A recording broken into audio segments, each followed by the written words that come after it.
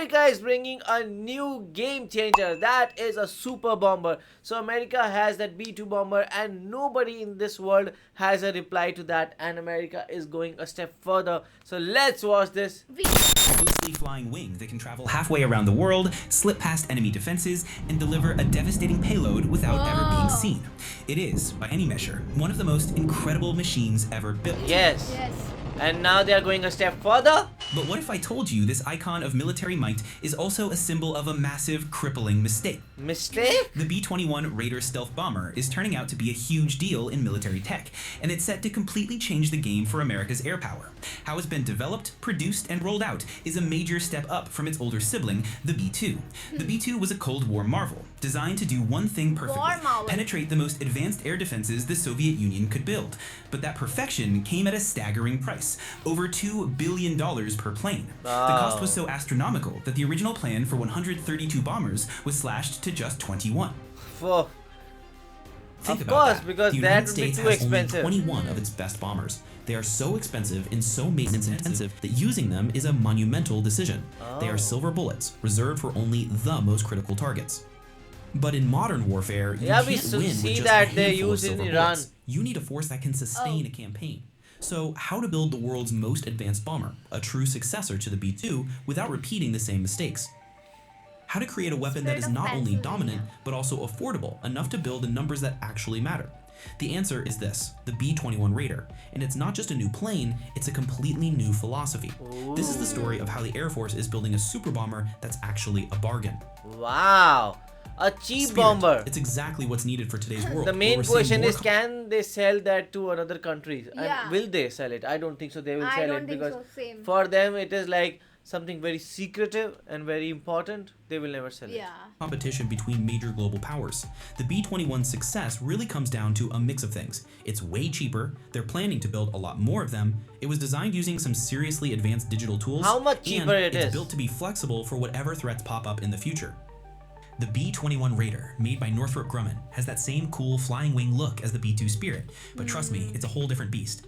The B-2 was an amazing piece of Cold War tech back in 1997, built to sneak past the Soviet Union's top-notch air defenses. But it was crazy expensive. We're talking over $2 billion for each one. Because of the cost, they only ever built 21 of them. That small number has always made it difficult to use them freely. Plus, the B-2s are famous for needing a ton of maintenance, which means they're not always ready to fly when you need them. So much maintenance. Now let's talk about the B-21. It first took to the skies in December 2023 and should be ready for action later this decade. It was designed for a totally different world. The goal was to make it more flexible, harder to take down, and way more affordable.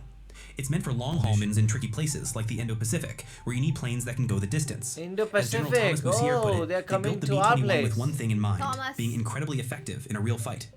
One of the best things about the B-21 is the price tag. Each one costs about $700 million. Whoa. That sounds like a lot, but it's only a third of One-third the price. This Yeah. massive price drop But is why the still Air Force is one-third planning to of buy at B-2. least 100 of them, and maybe even up to 145 or 250. 100. The lower cost and bigger production numbers go hand in hand. With the B-2, all the crazy high design costs were spread over just 21 planes, making each one super expensive. For the B-21, the more they build, the cheaper each plane gets. It's a smart move, especially after learning from past mistakes with planes like the F-22 and B-2, where budget cuts left the military with tiny fleets. Air Force Major General Jason Armagost is really excited about having enough B-21s to create a real campaign force that can handle long operations and carry all sorts of different imagine weapons. like Northrop Grumman 50 even of made them a in bold the strategic sky. move. They decided to take a So financial hit on the terrifying. first few batches of planes. It sounds weird, but they did it on purpose with the Air Force's blessing.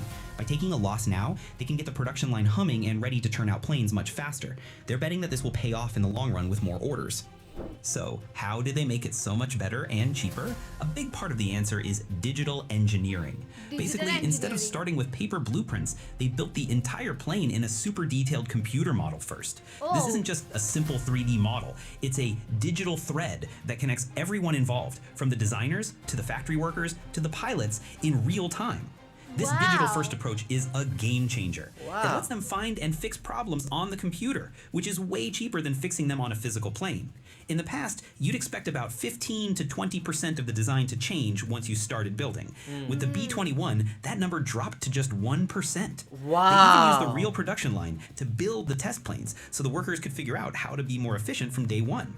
On top of that, they used cool tech like augmented reality and robotics, which cut down on production time and made software updates way faster and more reliable. Everything is done by The robots benefits only. of designing this way are huge. It's no- For one, it's like, much humans easier are to way figure out less. exactly what the plane needs to do from the very beginning, allowing designers to play with different ideas in the virtual world. This means you can catch potential mistakes early on a computer screen, Oh. which saves a massive amount of money and time compared to discovering a problem after you've started cutting metal. Yeah. As a result, the planes are built better and more efficiently, and it becomes much easier to maintain and upgrade them over their lifetime because you have a perfect digital blueprint.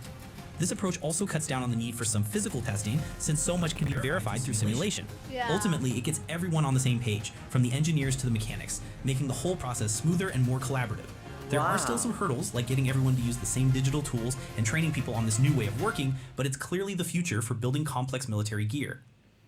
But the B-21 isn't just a bargain. It's also jam-packed with incredible new technology that makes it a true powerhouse. They For have starters, its stealth updated it. capabilities are on another level. While the old B-2 is great at hiding from radar, the B-21 is designed to hide from everything. We're talking radar, Hide from heat sensors, everything? electronic signals, and even sound. This all-spectrum stealth is a huge deal because modern enemies have all sorts of ways to detect planes, not just radar. By minimizing its heat signature and This electronic is footprint, like the better technology. Like you can save money and also at the same time you can make it more cheaper. Like, how would they hide? Like, what are they talking about? Now they are saying that B2 bomber, the previous bomber, used to just hide from the radars. Okay. But yeah. this can hide from the radar, from sound, and from even the better radars that they have now. Oh wow. So it is that good. I don't know how they do that, and even they are saving money after all that. Yeah. B-21 is way more likely to survive and succeed in a complex modern conflict. It's also built to last thanks to its open systems architecture. The smartphone analogy is perfect. It's designed to be super easy to plug in new software and hardware as technology improves. This means the B-21 won't become a flying relic in a few years and can adapt to new threats without needing a complete and costly overhaul. Oh. On top of that, it's a total team player.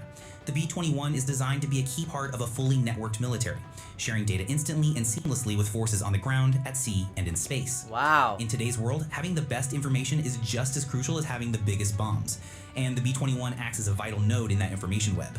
Speaking of weapons, while the exact details are top secret, it's built to carry a whole range of advanced munitions, including future tech like hypersonic missiles. This adaptability means it will Hypersonic stay relevant missiles. as new weapons are developed. It also has incredible stamina, with a projected range of around 6,900 miles without refueling and better fuel Wow. efficiency, making it perfect for long global missions without having to rely so much on tanker support.